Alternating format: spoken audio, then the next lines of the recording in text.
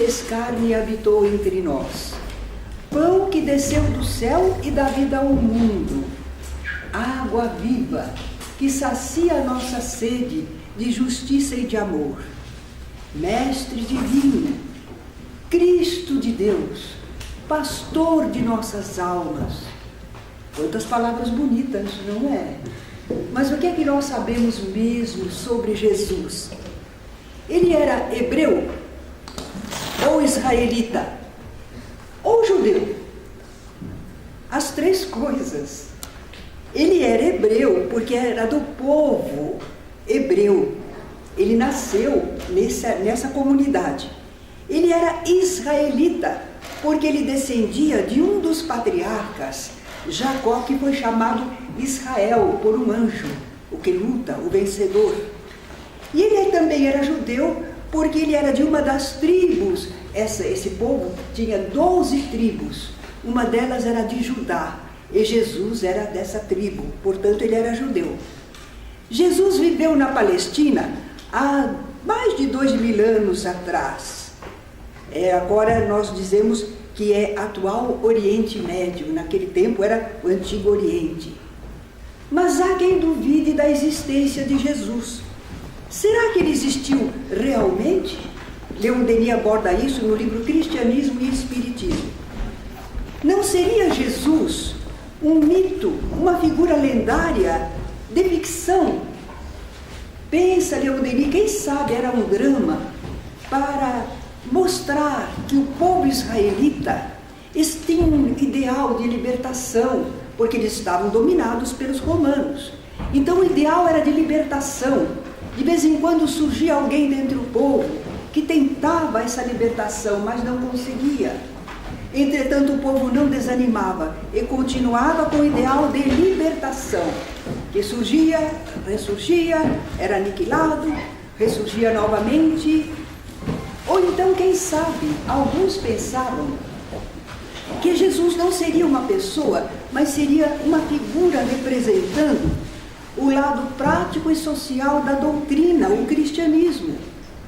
Porque ali nós seríamos em Jesus uma figura associando o tipo divino e humano, um modelo de perfeição que seria oferecido à admiração dos seres humanos. Sabe por que todas essas cogitações? Porque há falta de informações históricas sobre Jesus. Mas isso pode se explicar pelo fato de que naqueles tempos bíblicos, a Palestina, o povo israelita, não ofereciam importância, nem economicamente, militar ou culturalmente. Não mereciam destaque nas páginas dos historiadores. E Jesus, naquele povo, ele não foi uma autoridade oficial e também não foi uma autoridade religiosa ou política. Agora, os adversários de Jesus, esses sim, estavam no poder, mas a eles só interessava ocultar, diminuir o valor da presença e da atuação de Jesus. Mesmo assim, encontram-se algumas alusões a Cristo e aos que o seguiam em alguns historiadores. Eu tenho aqui a anotação, judaico Joséfo, ou os latinos Suetônio e Tácito. E também há uma menção no Talmud. O Talmud era um compêndio judaico com comentários sobre a lei, usos e costumes daquele povo. E no Talmud se faz uma alusão à morte de Jesus na cruz. Talvez vocês estejam me perguntando, mas não existem os evangelhos? Mateus, Marcos, Lucas e João narram a vida de Jesus. É isso para os cristãos. Para nós cristãos, certamente, é uma fonte fidedigna. Mas estes evangelhos só foram escritos cerca de 30 a 70 anos após a morte do Cristo. Eles não foram escritos ao tempo em que ele vivia. Foram lembranças, recordações. Aliás, isto é muito natural.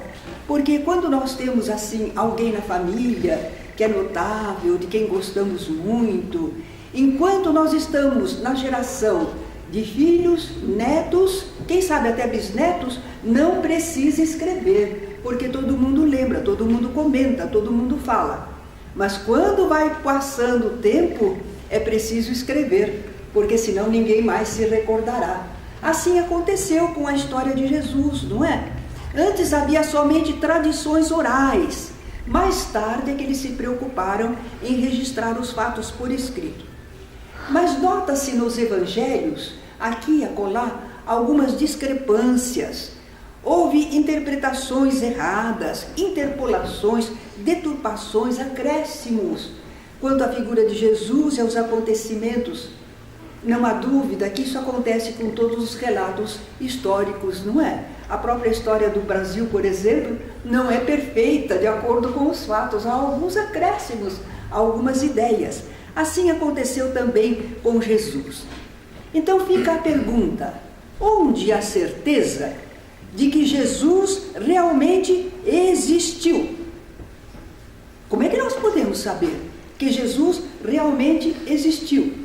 Na superioridade da doutrina que ele ensinou. Como era o mundo judaico em que Jesus viveu? Era sombrio, exclusivista. Nele reinavam o egoísmo e o ódio. E como é a mensagem de Jesus? A fala de Jesus? O que ele ensinou? Segundo os evangelhos registraram, é uma mensagem da mais ampla brandura e fraternidade. Então era uma mensagem moralmente superior ao mundo judaico. A doutrina cristã não poderia ter sido criada pelos israelitas. Será que não foi criada pelos apóstolos? Os apóstolos, na maioria, eles eram galileus.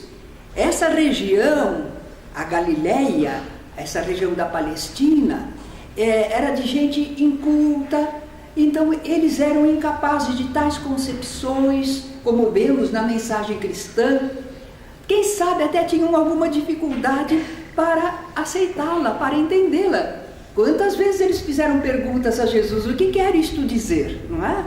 Então eles realmente não estavam capazes de produzir a mensagem de Jesus. Não foram os apóstolos. E Paulo? Alguns acham que Paulo é que construiu a doutrina cristã. Não. Quando Paulo chegou ao movimento cristão, ele recebeu apontamentos dos companheiros. Ele não criou a doutrina cristã. Ele recebeu a doutrina cristã e a divulgou. Ele não a elaborou. A doutrina de Jesus é a maior prova de que ele realmente existiu entre nós. E Jesus continua atraindo a atenção dos pesquisadores, sejam cristãos ou não, leigos, especialistas, teólogos, filósofos, historiadores.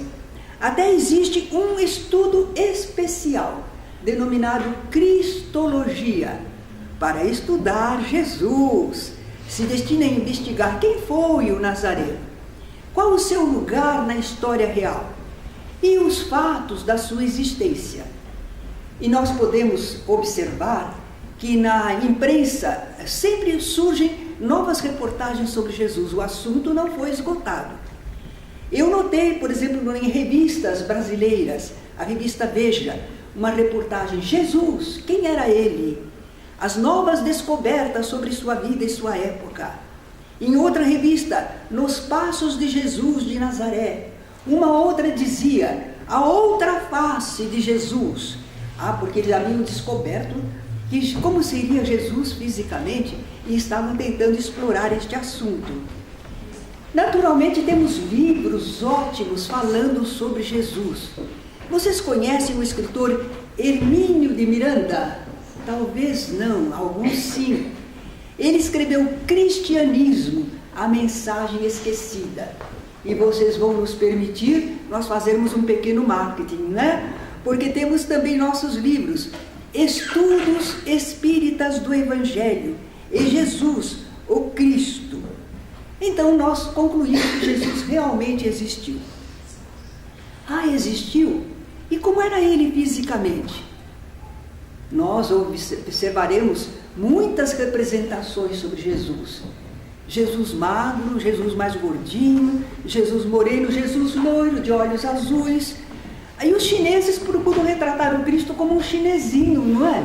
Então cada povo faz uma idealização de Jesus.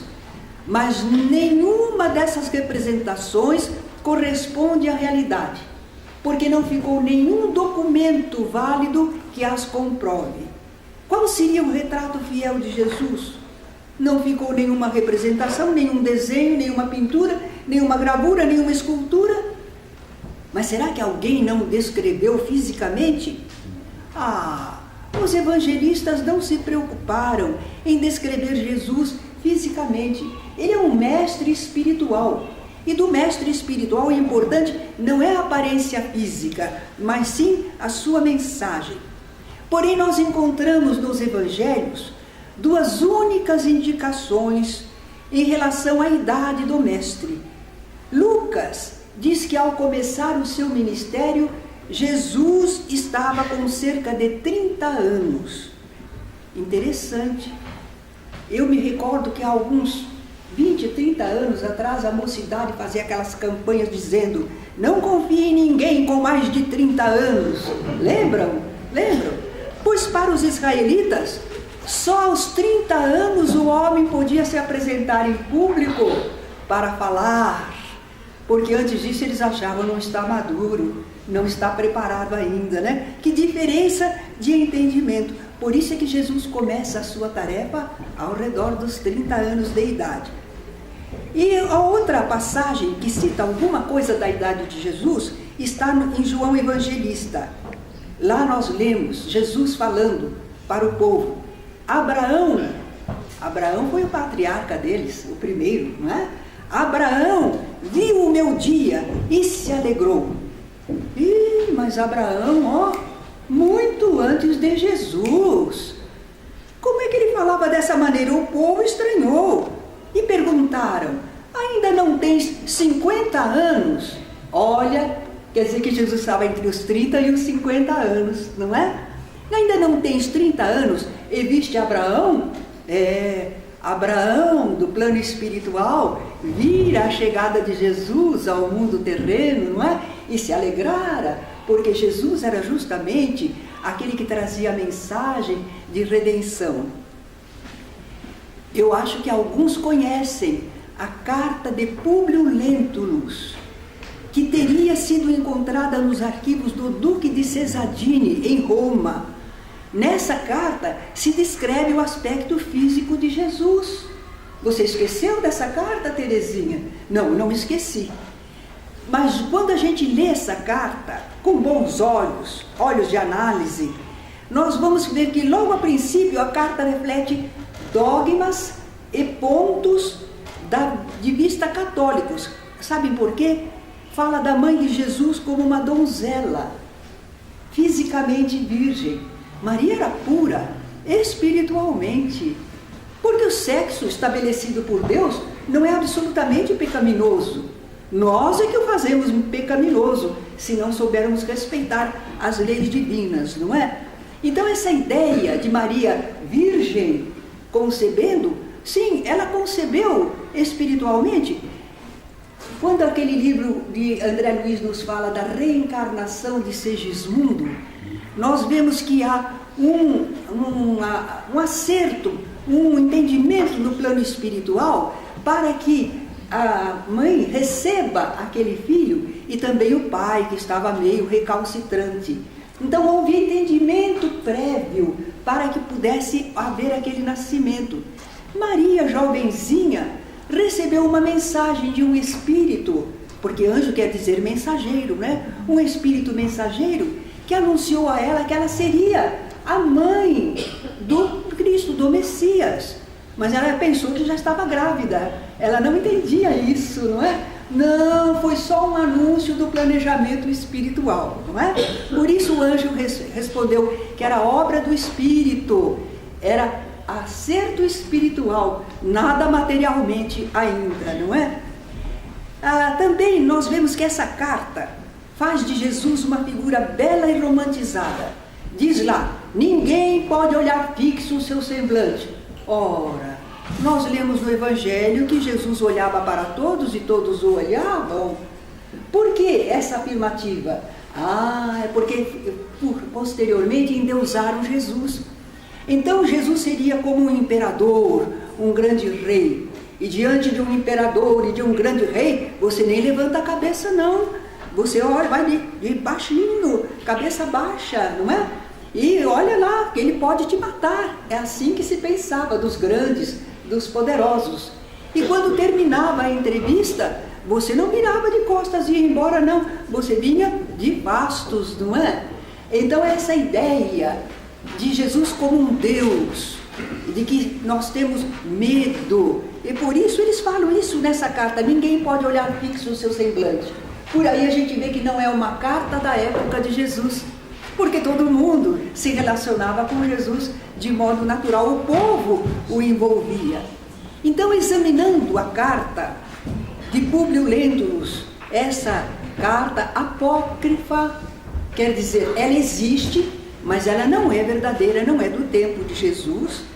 Nós percebemos que ela foi escrita no século XI depois de Cristo, na Idade Média.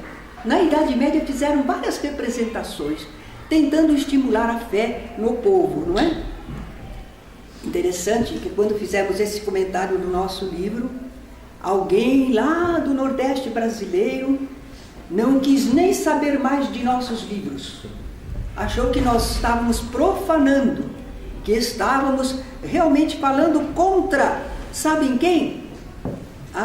Emmanuel, autor do livro Há 2000 anos, psicografado pelo Chico Xavier, porque lá está a história de Públio Lentulus, mas é o neto, não é aquele primeiro, não é? A carta que é mencionada no livro Há 2000 anos é uma carta diferente. Não se lê lá os termos em que ela foi escrita, mas a gente percebe, Emmanuel explica que não é a mesma carta. A carta do Duque de Cesadini está dirigida ao imperador Tibério César.